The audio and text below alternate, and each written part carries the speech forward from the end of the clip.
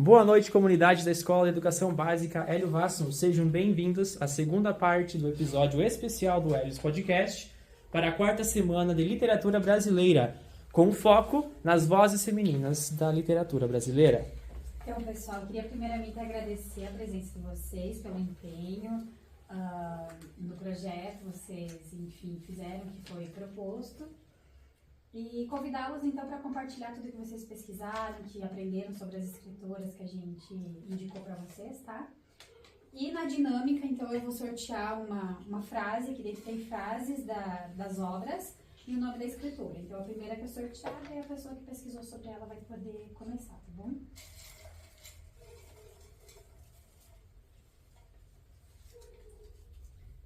Até cortar os próprios defeitos pode ser perigoso. Nunca se sabe qual é o defeito que sustenta nosso edifício interno.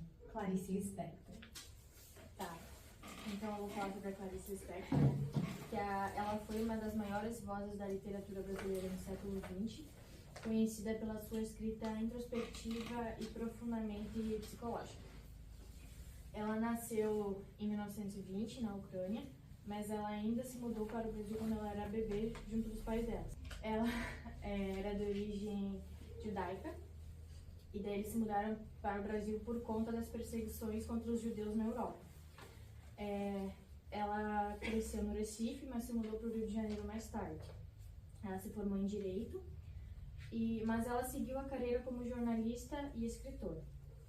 Ela teve uma vida marcada por mudanças, principalmente pelo tempo que ela passou fora do Brasil e pela profissão do marido, que era diplomata, e pela constante busca interior dela. A sua escrita é marcada por reflexões profundas sobre a existência, sobre os sentimentos humanos, e em vez de focar em grandes acontecimentos, ela focava em falar mais sobre o dentro de si, assim, do personagem, na escrita dela, assim, nos livros. Ela revelava pensamentos, dúvidas e emoções muitas vezes difíceis de explicar. Ela morreu em 1977, um dia antes dela completar 57 anos, mas a sua obra ela continua sendo muito estudada e admirada até os dias de hoje. E ainda na década de 60, ela sofreu um acidente. Ela fumava e ela dormiu com um cigarro aceso.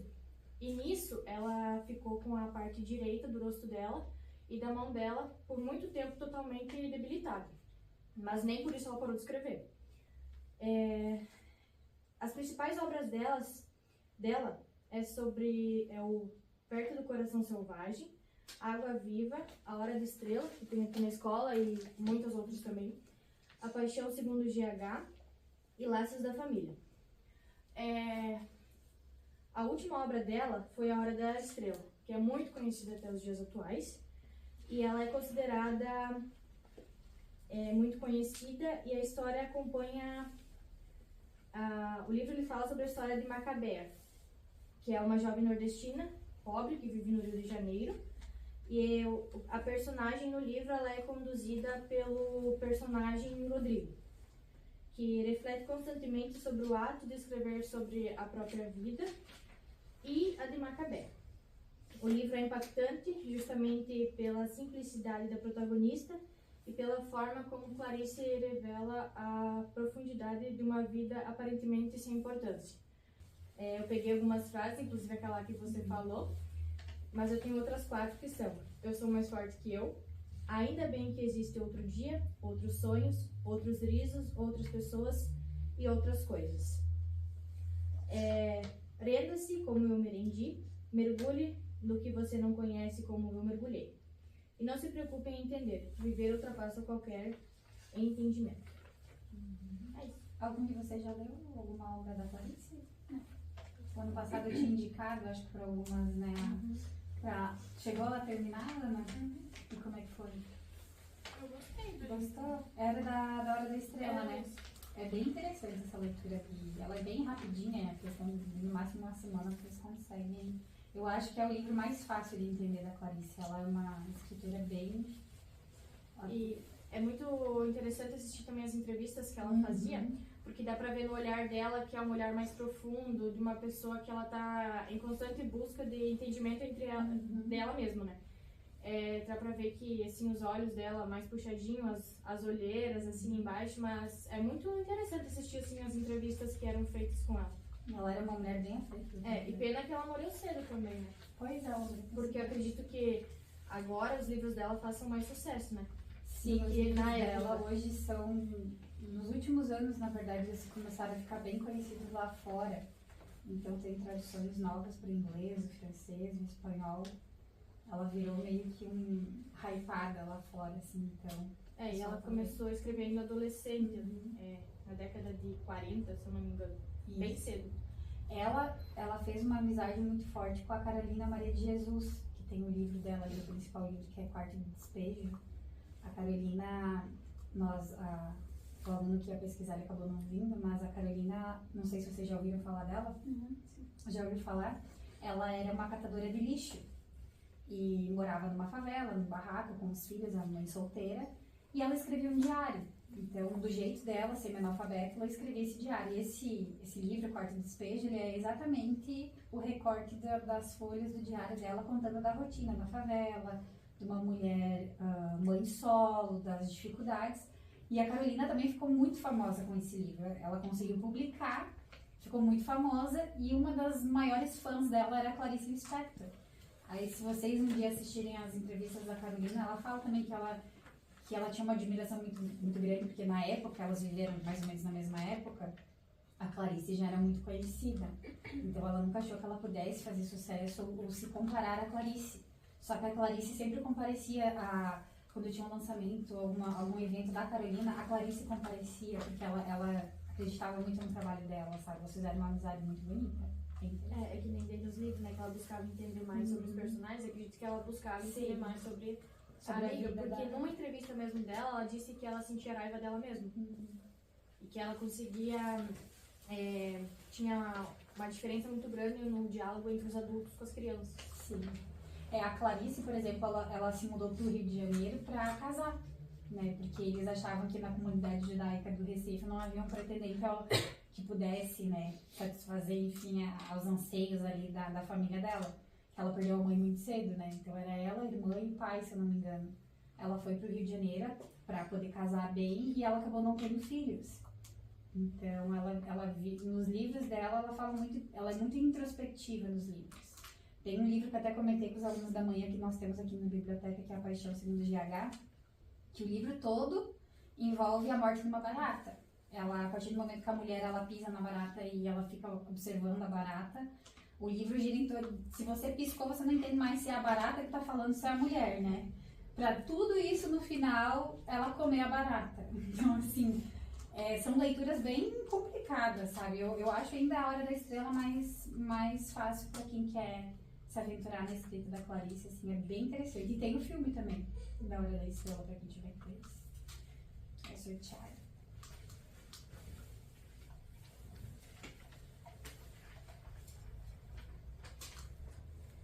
Amém.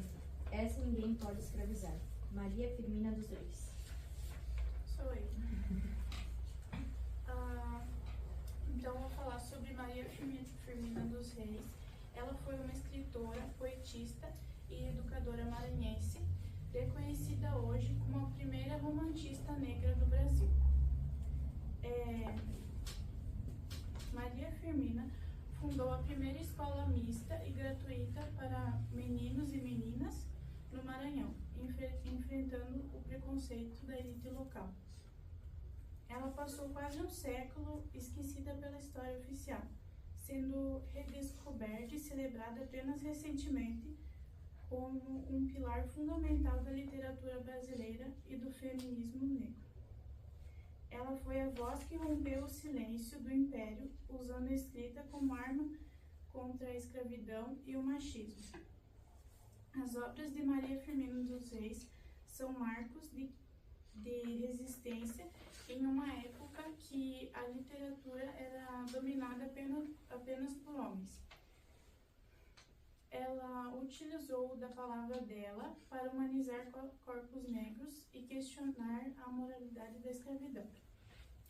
Então, eu vou falar um pouco das produções dela, que o livro mais importante dela foi o Úrsula, de 1859. Ele é um livro de romance, mas com uma camada política muito profunda que diferencia de tudo que era escrito na época. O anonimato.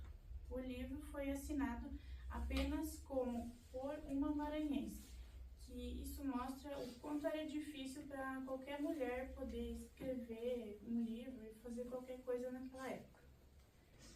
Bulpevo, 1861.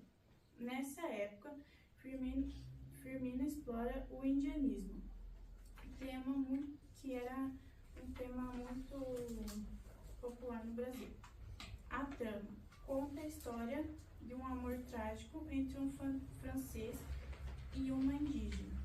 Cantos à beira-mar, 1871. Uma coletânea de poesias que revela o lado mais introspectivo e lírico da autora. A Escrava, 1887. Publicado um pouco antes da Lei Áurea, esse conto é considerado uma das suas manifestações abolicionistas mais diretas. E além de escrever, a Maria também produziu um hino, que é o Hino à Libertação dos Escravos, em 1888, ela fez esse hino celebrando o fim da escravidão. E eu imprimi essa foto dela, meio que para ser ela, né? E, resumindo, ela foi uma mulher negra, nordestina, escritora, educadora, nascida em 1822 no Maranhão. Ela ousou romper o silêncio com palavras que denunciavam a escravidão e davam voz aos silenciados.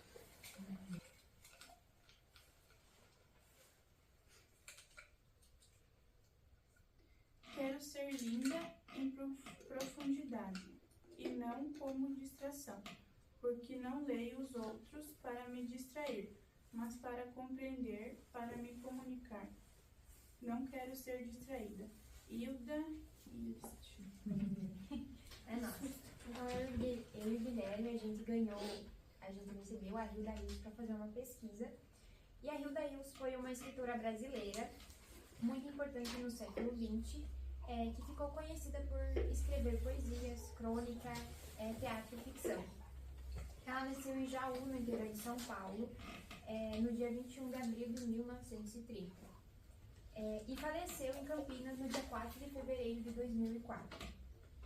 O seu nome completo era Hilda de Almeida Prado Rios. Ela era filha de Apolônio de Almeida Prado Rios, que era fazendeiro de café e jornalista, e Bedecilda Vaz Cardoso, uma imigrante portuguesa. Depois da separação dos pais, em 1932, Hilda se mudou com a mãe para Santos e um tempo depois, se eu não me engano, era em 1937, ela voltou a morar em São Paulo e estudou no colégio, no internato, em Santa Marcelina. E aí depois ela foi para o Instituto Presbiteriano Mackenzie. Mais tarde, ela entrou na Faculdade de Direito da Universidade de São Paulo. Isso foi em 1948, se eu não me engano. E aí ela chegou a se formar em 1952. Atuou, né, como advogada, ela trabalhou num escritório de advocacia. Mas aí depois de um tempo ela começou a perceber que não era isso que ela queria. E aí foi ali onde ela decidiu então focar somente na literatura. Ela se tornou oficialmente escritora em 1950, quando ela publicou o primeiro livro. Quando ela publicou o primeiro livro, que o nome dele é Presságio. E aí depois dali, até o final da vida dela, ela publicou mais de 40 títulos. Um fato marcante na vida dela foi a relação com o pai, que eu não lembro mais a data certinho, mas ele foi diagnosticado com esquizofrenia. E esse acontecimento influenciou bastante na família quanto na vida dela, porque aí tudo que ela escrevia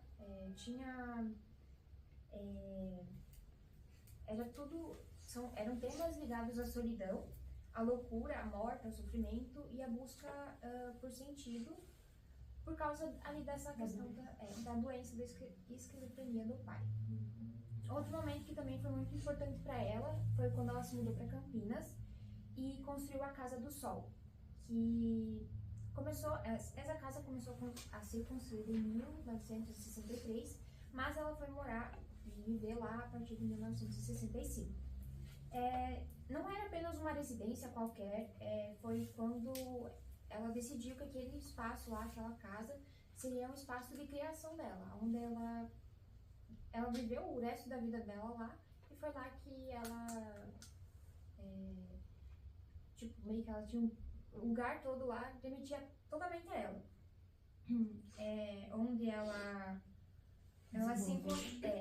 onde ela desenvolveu ali a questão da criação, do silêncio, estudo, e até ela se encontrou com diversos artistas, escritores e amigos lá. Então, foi lá que ela escreveu uma grande parte da obra e viveu até o fim da vida, igual eu falei.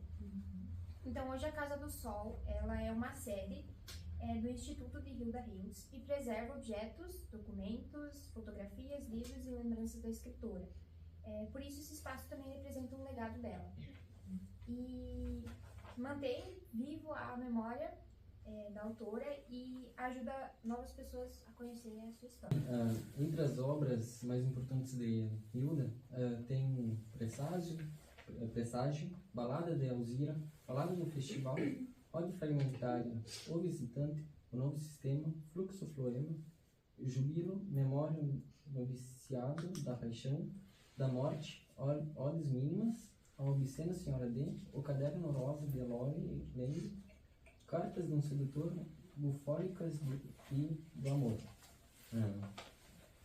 Uma obra que chama bastante atenção é a Obscena Senhora D, porque apresenta uma personagem chamada Ilé, uma mulher marcada por dúvidas, lembrança, solidão e questionamento sobre a existência. Nesse tema mesmo que a Hilda ela trata em suas obras, né? Mostrando bem essa característica forte dela.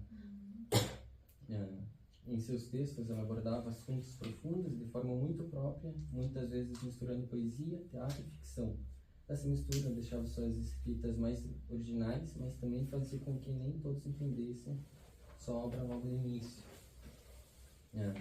E sobre mulheres na literatura brasileira, a Hilda foi muito importante para as vozes femininas, porque mostrou que a mulher podia escrever de maneira forte, livre e intelectual, sem se limitar à sociedade esperava, o que a sociedade esperava. E em relação a isso, na minha pesquisa, uma parte que eu achei bem interessante é de, se eu não me engano, quando ela lançou o livro Balada de Alzira, né, ela fez um encontro, acho que na casa dela, e chamou ali colegas de profissão, até a mídia, né, jornalistas, etc. E ela fez um comentário, né, bem desafiador para a sociedade daquela época. Não vou me lembrar bem qual que era a frase exata, mas questionando ironizando como a sociedade se comportava em relação a certos aspectos, né? Ela falava ali da parte da poligamia, tanto do homem, da mulher, né? Da questão de traição, porque naquela época era, bem dizer... Naquela época a poligamia, ainda hoje, né, é crime, mas a questão da traição ainda também era motivo de desquite, não existia divórcio, né, era desquite. Sim. E também era crime. nisso o homem trair não era algo tão mal visto, enquanto a mulher já se tinha muito mais julgamento em relação a isso, né? O que não mudou muito, né? E ele ironiza isso e também indo de contra essa forma de sociedade. Né? Ela tratava bastante da sexualidade nas obras dela, né, como forma de chamar a atenção da sociedade. O início da literatura dela é mais clássica, mas depois ela começou a tratar de temas mais polêmicos, principalmente envolvendo a sexualidade, exatamente para chamar a atenção das pessoas para a escrita. Né? E essa autora, ela também foi uma pessoa que abriu portas para as outras mulheres, né? Porque na época era muito autor, muito homem sendo escritor, enfim. Então vivia só o pensamento deles, né? Sim. E das mulheres não tinha. Então ela abriu portas para as outras mulheres se expressarem da maneira que entendiam como fosse. Até recentemente saiu uma pesquisa, não vou me lembrar agora de qual órgão, enfim, mas que hoje no Brasil mais de 60% dos leitores são mulheres, mas ainda a maioria das obras lidas são escritas por homens, né?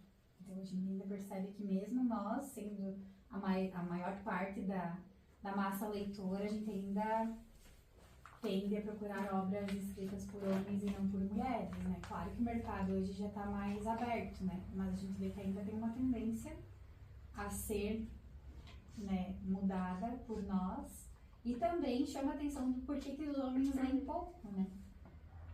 Os homens tendem a ler mais livros, e eu vejo aqui na biblioteca, quando vocês vêm procurar, livros de autoconhecimento, autoajuda, e as mulheres já não, né? Eu vejo que tem um bloqueio de vocês, homens, procurarem, por exemplo, um romance, uma ficção, que seja qualquer outro gênero literário, assim, há ainda um bloqueio. Isso reflete.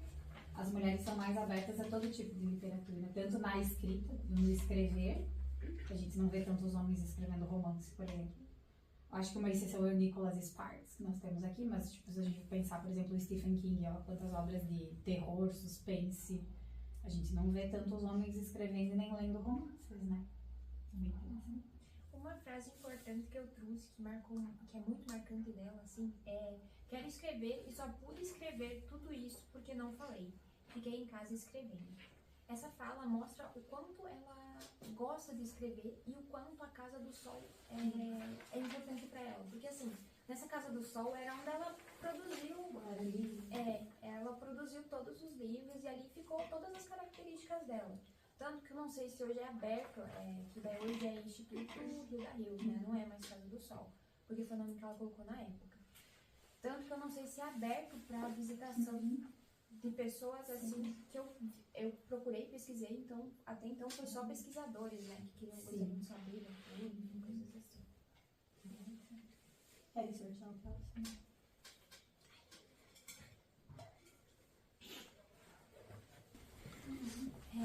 Eu sou essa gente que se dói inteira porque não vive só na superfície das coisas. Então, eu vou falar sobre a Raquel de Queiroz, tá?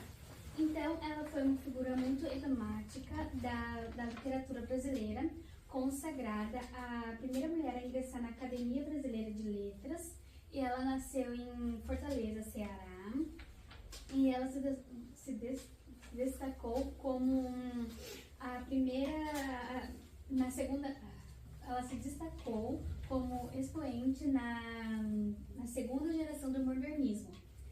E ela, em suas obras, ela traz bastante sobre o sertão e sobre as lutas das mulheres. Marco na carreira dela. Foi uma obra que ela publicou com 19 anos, que foi o marco da sua carreira, que retrata sobre a seca devastadora no Ceará em 1915.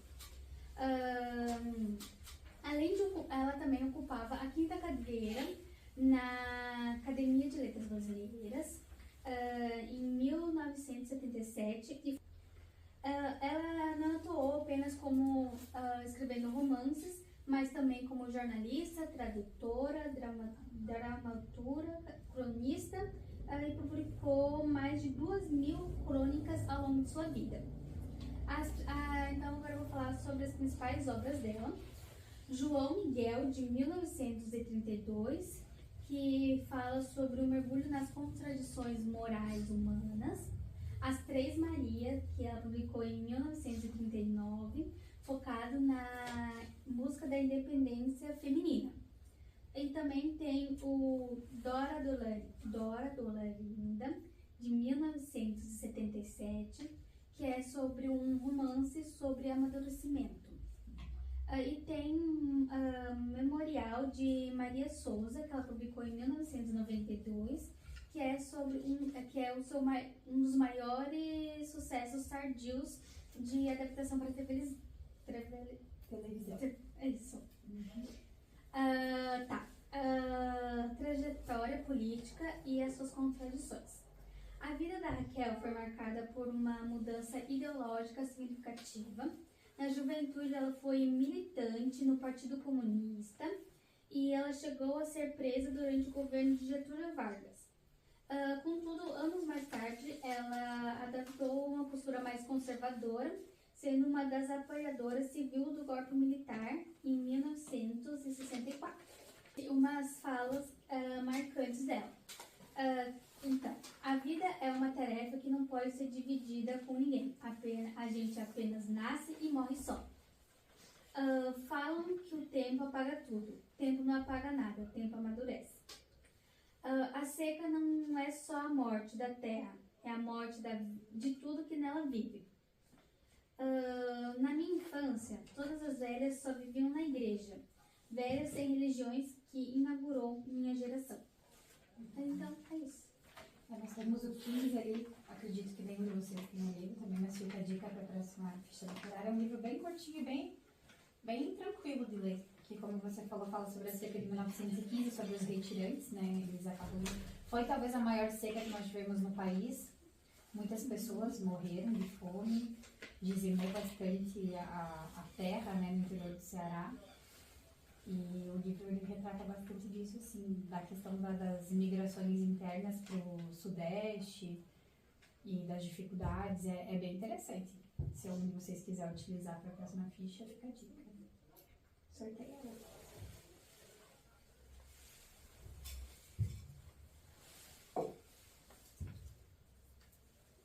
Não queremos uma sociedade de iguais, queremos uma sociedade de diversos. Ana Maria Gonçalves. Bom, vou falar um pouco da Ana Maria Gonçalves. Ela nasceu em 1970 em Ibia, Minas Gerais. Publicitária por formação, ela residiu em São Paulo por 13 anos até se cansar do ritmo intenso da cidade e da profissão. Em viagem à Bahia, encantou-se com a ilha de Itaparica, onde sua moradia por 5 anos e descobriu sua veia de ficcionista, passando a se dedicar integralmente à literatura e ao multifacetado universo cultural da diáspora africana nas Américas. Suas estreias no romance se dão em 2002, com a publicação de Ao Lado e à Margem do que Sente por Mim, livro terno íntimo vivido e escrito em Itaparica, segundo o depoimento de Milo Fernandes. O texto teve circulação distrita em modo de edição artesanal.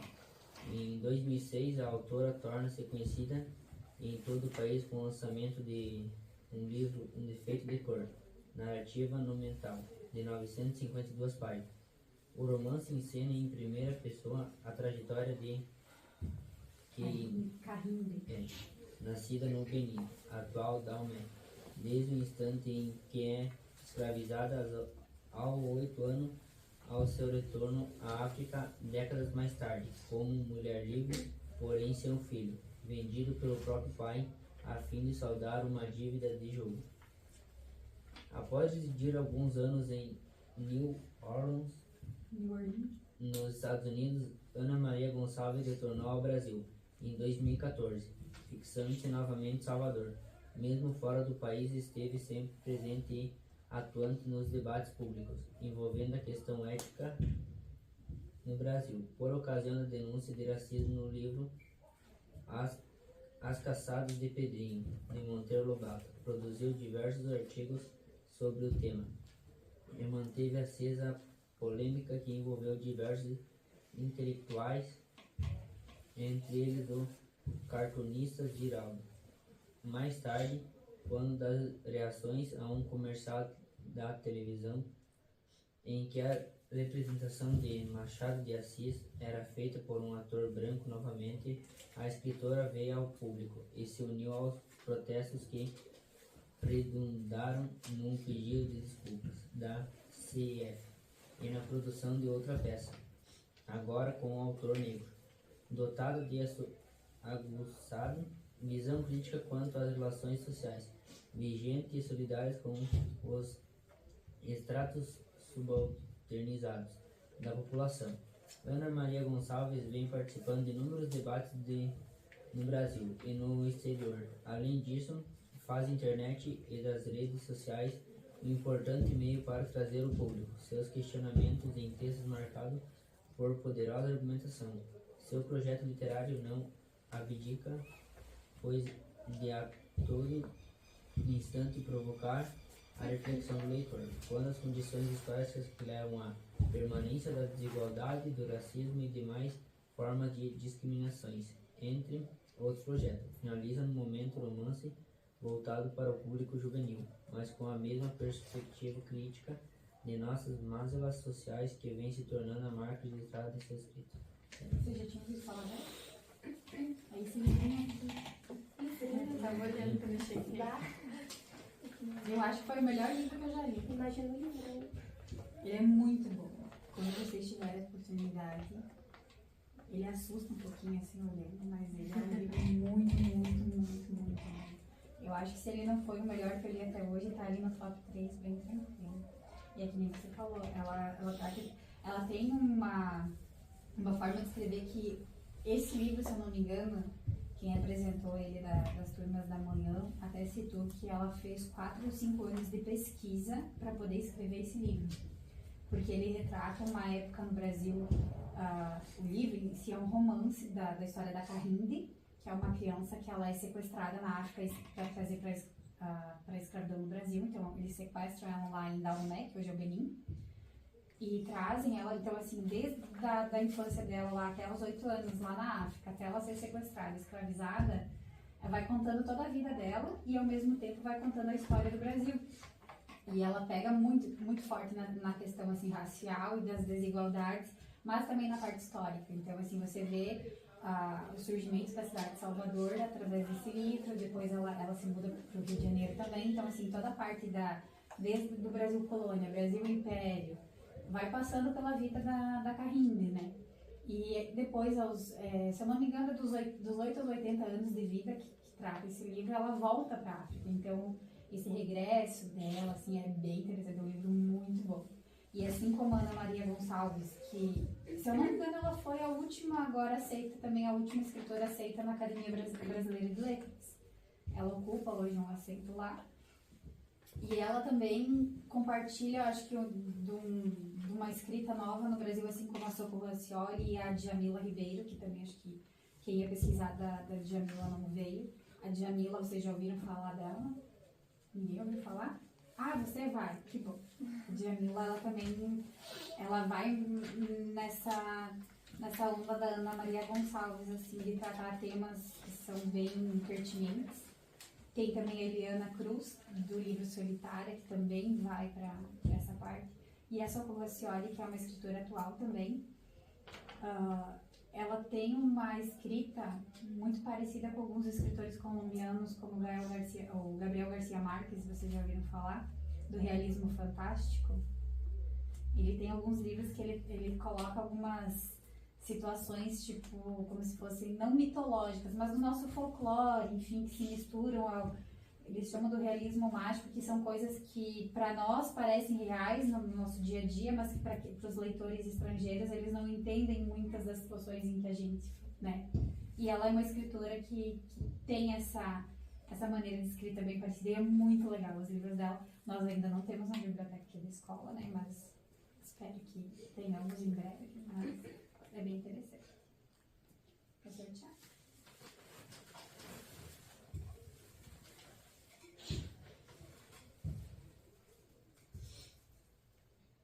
Não seja o de hoje, não suspire por ontem, não queira ser o de amanhã. Faze-te sem limites no tempo. Cecília Meirelles. Então eu fiquei com ela. Então a Cecília Meirelles foi uma das maiores escritoras brasileiras, especialmente conhecida por sua poesia sensível e reflexiva. Ela nasceu em 1901 e morreu em 1964. Sua obra faz parte do modernismo, mas com um estilo bem próprio, mais lírico, intimista e voltado para temas universais. Vida e formação, ela ficou muito órfã e foi criada pela avó, e o que influenciou o tom mais reflexivo da sua obra. Formou-se professora, ainda jovem, começou a escrever cedo, trabalhou com educação e defendia uma escola mais moderna e acessível. Seu estilo literário, mesmo fazendo parte do modernismo, Cecília não seguiu o estilo mais quebrador de regras, de autores como Mário de Andrade ou Oswald de Andrade. O estilo dela é mais tradicional na forma do uso de rimas e ritmos, muito musical, filosófico, fala sobre o tempo, a existência e impermanência da vida. Universal, não foca tanto em temas nacionais, mas em sentimentos humanos. Reconhecimento, ganhou o prêmio da Academia Brasileira de Letras, é considerado uma das vozes femininas da literatura brasileira. Um dos temas comuns nas poesias são tempo que passa, mudança constante da vida, existência e identidade, solidão e introspecção. Seria isso. Ela também escreveu bastante livros enquanto juvenis. Passa lá.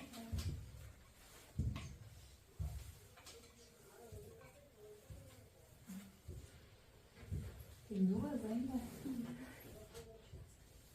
Minha luta diária é para ser reconhecida como sujeito, impor minha existência numa sociedade que insiste em negá-la. Djamila Ribeiro. Eu sou Djamila Ribeiro. Ela é uma filósofa, uma escritora e artista brasileira. Ela nasceu no dia 1º de agosto de 1980, em Santos, em São Paulo. Desde cedo, desde pequena, ela se envolveu nessas questões sociais, por ser influenciada pela ser uma mulher negra no Brasil naquela época.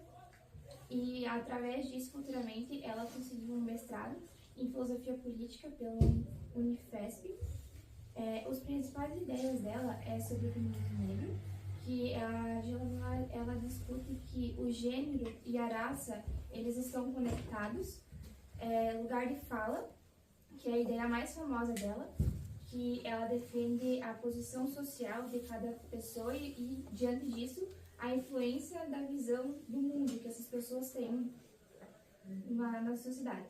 E sobre a autoridade para falar sobre certos temas. Ela tem uma linguagem acessível no livro delas, que ela coloca uma linguagem fácil para entender, para que não só acadêmicos leiam, mas em si a sociedade em geral, a população em geral. Diante dessas principais ideias dela, influenciou muito e teve muita importância para o debate sobre o racismo estrutural, que ficou mais conhecido no Brasil diante dessas questões que ela trabalha até hoje. Ela deu mais visibilidade para as vozes de mulheres negras no Brasil e ela aproximou a filosofia do público geral, que, como eu disse, ela tratava uma linguagem mais acessível. Eu trouxe 3 livros dela. Um deles é Lugar de Fala, que ela lançou em 2017, Quem Tem Medo do Feminismo Negro, que foi lançado em 2018, e Pequeno Manual Antirracista, que foi lançado em 2019. Eu vou falar mais sobre Quem Tem Medo do Feminismo Negro, que eu achei mais interessante dos livros dela. Esse livro, ela retrata experiências da vida dela, de uma mulher negra no Brasil. Então, ela fala que as mulheres negras, elas enfrentam dupla opressão, que é o machismo e o racismo. Ela fala que o feminismo tradicional muitas vezes não inclui totalmente as vivências que uma mulher negra, no Brasil tem. E ela fala que é necessário olhar para a realidade das mulheres negras de forma específica. Ela também discute sobre o racismo do cotidiano, padrões de beleza e autoestima, desigualdade social e silenciamento de vozes negras. Esse livro é importante para ser lido e para ser reconhecido porque é uma forma de ter um entendimento melhor sobre o feminismo no Brasil e mostrar vivências reais, não só teoria em geral. E fazer o leitor refletir sobre os preconceitos que muitas vezes não são falados e não são visíveis na sociedade. Eu trouxe 4 frases de livros dela. Quando a mulher negra se movimenta, toda a estrutura da sociedade se movimenta com ela. O privilégio social impede que certas pessoas enxerguem desigualdades. O silêncio também é uma forma de violência. A mudança começa quando reconhecemos o problema.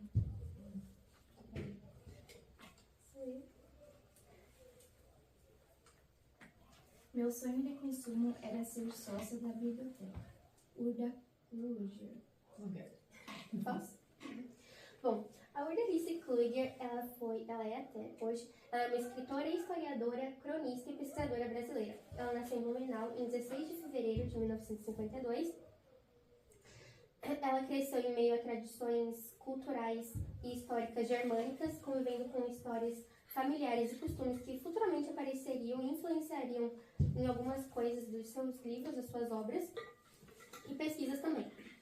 Ela é considerada uma das maiores representantes da literatura catarinense contemporânea e uma importante autora da literatura regional brasileira.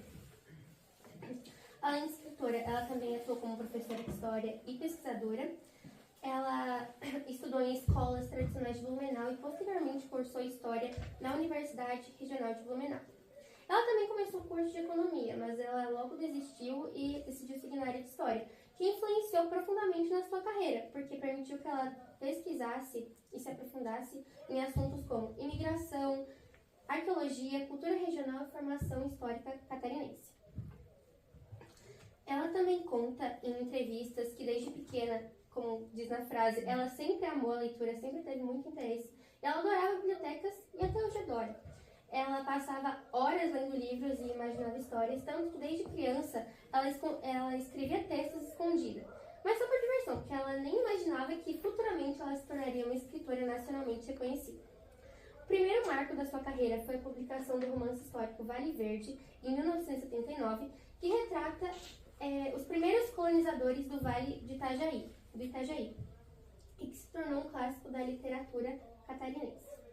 Esse Vale Verde, o romance histórico, o primeiro marco da carreira dela, foi muito importante, porque valorizou a história regional em uma época que poucos escritores brasileiros se aprofundavam na história de Santa Catarina. Esse livro ele recebeu um grande destaque em escolas, em círculos culturais e ajudou a consolidar o nome dela no cenário literário. E após o sucesso, ela continuou produzindo romances históricos, livros infantis, crônicas, relatos autobiográficos e obras paradidáticas. Algumas características da escrita da literatura dela são linguagem acessível e detalhada, forte pesquisa histórica e valorização da memória catarinense. Algumas das principais obras dela são... e também a imigração. A imigração alemã. Forte imigração alemã. Algumas das principais obras dela são Vale Verde, o grande marco dela, No Tempo das Tangerinas, Cruzeiros do Sul, No Tempo da Bolacha Maria, Sambaqui, O Povo das Conchas, e agora eu vou falar um pouco das pesquisas históricas e arqueológicas dela. Ela se dedicou muitos anos à história dos sambaquinos, que eram antigos povos pré-históricos que viveram no litoral sul do Brasil. E essas pesquisas também ajudaram a divulgar conhecimentos arqueológicos para o público em geral dela, que acompanhavam não só as obras literárias, quanto as pesquisas dela e tudo mais. Ela teve uma participação cultural na Academia Catarinense das Letras e participou de várias instituições culturais importantes. Ela também escreveu centenas de crônicas, como eu falei, uma cronista, crônicas para jornais catarinenses e portugueses. E a importância para a literatura brasileira? A importância dela está principalmente na valorização da cultura regional. E mostrou que histórias locais também possuem lugar no cenário literário, pois ela escreveu vários livros sobre isso e retratou bastante nos seus livros, como eu falei, os costumes da família, tradições, etc. E as suas obras ajudam leitores a compreenderem a imigração europeia no sul do Brasil, as tradições culturais catarinenses, a formação histórica de Santa Catarina, a importância da memória coletiva e a relação entre literatura e história. Ela é considerada uma das autoras responsáveis por fortalecer a identidade literária catarinense dentro da literatura brasileira contemporânea. E algumas das curiosidades sobre ela. Ela começou, como eu falei, ela escrevia textos escondidos. Ela começou escrevendo textos escondidos quando era criança. Sempre foi apaixonada por bibliotecas, como diz até na frase. Ela publicou mais de 20 livros ao longo da carreira. Algumas das obras foram adaptadas para materiais escolares. Como eu falei, o primeiro livro dela teve destaque em escolas e tornou-se referência da literatura regional brasileira. Ela é uma escritora fundamental para a preservação da memória cultural de Santa Catarina e seus livros unem pesquisa histórica, emoção, valorização das tradições culturais, tanto da alemã e germânica da família dela também, e contribui para enriquecer a literatura brasileira. É isso. Ela foi indicação da Prof. Bruna. Sério? Oh, que legal! Espero que ela goste. Espero que ela assista. Então, pessoal, eu queria agradecer mais uma vez por vocês terem apoiado o projeto, terem feito a pesquisa e participado, tá? E a gente encerra por aqui. Então, hoje podem dar uma olhada nos livros, se vocês se interessarem, enfim, e se servir de um cafezinho, ainda que está disponível antes de voltar para a aula. Então.